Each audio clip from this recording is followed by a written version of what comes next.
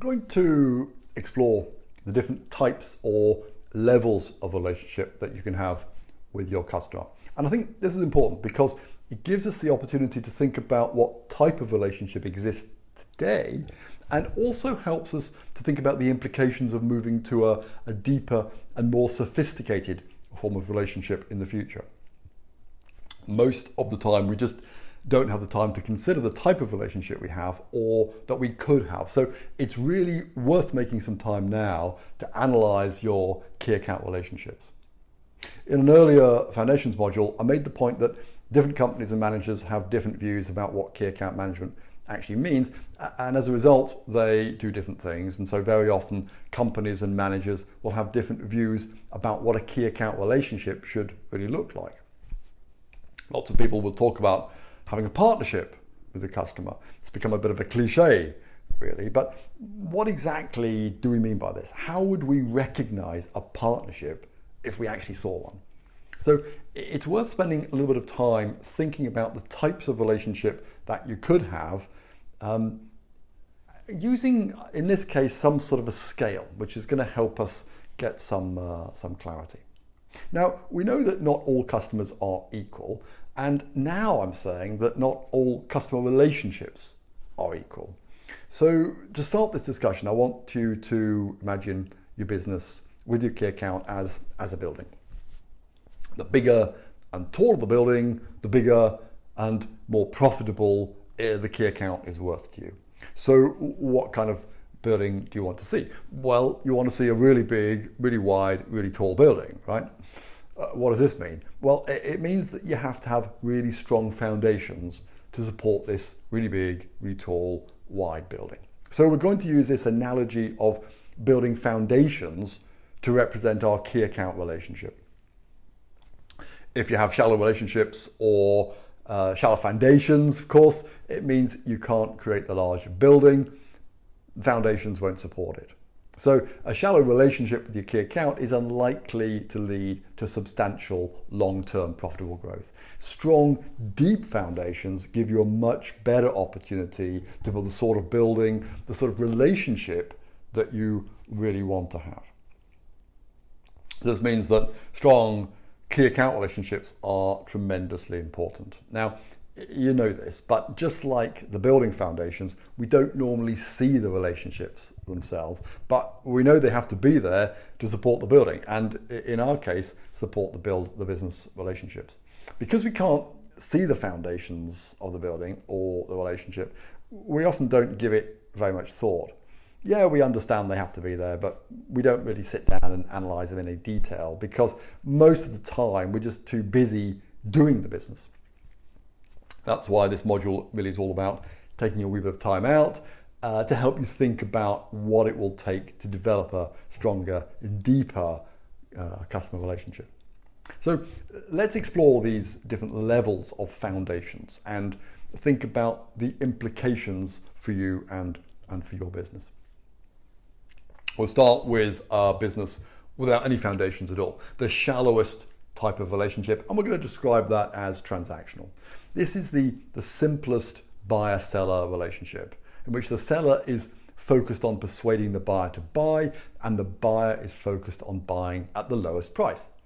The content of the discussion is almost exclusively on the product or the service and the price. The seller's not really interested in the customer, and the customers are segmented simplistically by industry type or sector or geography. Suppliers all look very similar to the buyer, and customers are treated in a very similar way by the seller. Now, you may be thinking, well, wait a minute, that's not a key account relationship at all, and you would be right.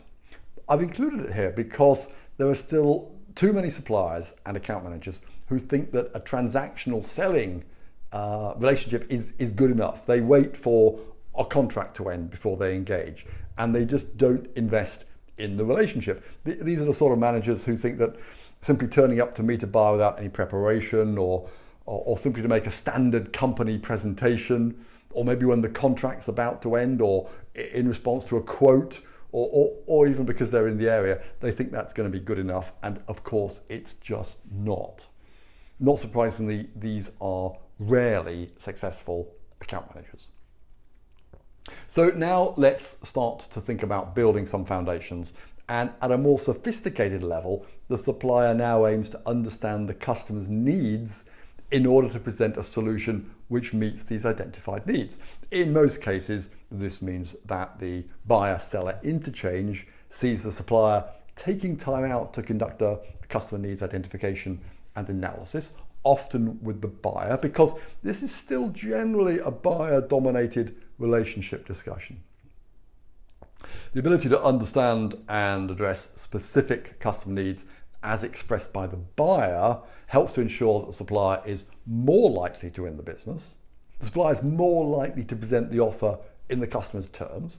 And this sounds much more promising. However, the focus is still likely to remain with the product or the service and the price, and the customer contact will still typically be directed towards the purchasing department and the buyer. And as a result, the needs discussed tend to be short-term, operational, and specific to a project or a current situation, rather than related to long-term customer value. The conversation rarely extends to include the customer's corporate plans, objectives, strategies, and so on.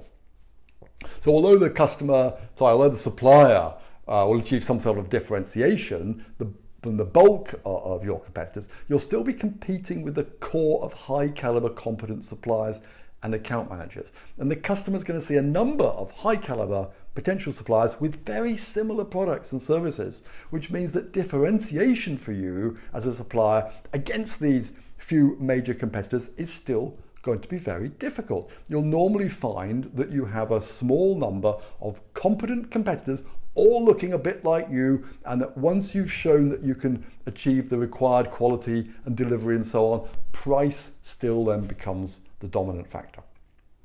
The second level is categorized by selling models and selling processes directed at understanding short-term operational customer needs. And I'm sure you'll recognize many of these selling models from their various names. You're probably familiar with at least one of these models. For example, we'll see consultative selling, spin selling, solution selling, professional selling, challenger selling, and so on. Now, I want to be clear, from a selling point of view, there's nothing wrong with any of these models. They tend to be very effective. They all use quite a similar approach. They use questioning to identify or create needs, and then present a product or service as the best solution to these identified needs. Most sales training today is aimed at this level, and for selling, they all work very well. So there's nothing inherently wrong with these selling models. But here is the problem. These models are used by almost all suppliers, almost certainly by your significant competitors. And pretty much every account manager has been on the standard 2-day sales training program. So all your competitors are likely to be using exactly the same approach, doing exactly the same thing, and therefore looking very much the same as you. They're all following a similar selling process. The selling processes are primarily focused on the supplier selling volume and revenue-based targets. So they're less likely to lead to sustained share and margin growth, which we know is the aim of account management. So selling models, 2-day sales training classes are not to be confused with key account management, although, of course, selling skills remain important for the account manager, and all account managers have to be familiar and confident with selling skills. So I want to leave you now to think about these two initial levels, make some notes, and when we return, we'll look at 3 much deeper account management levels.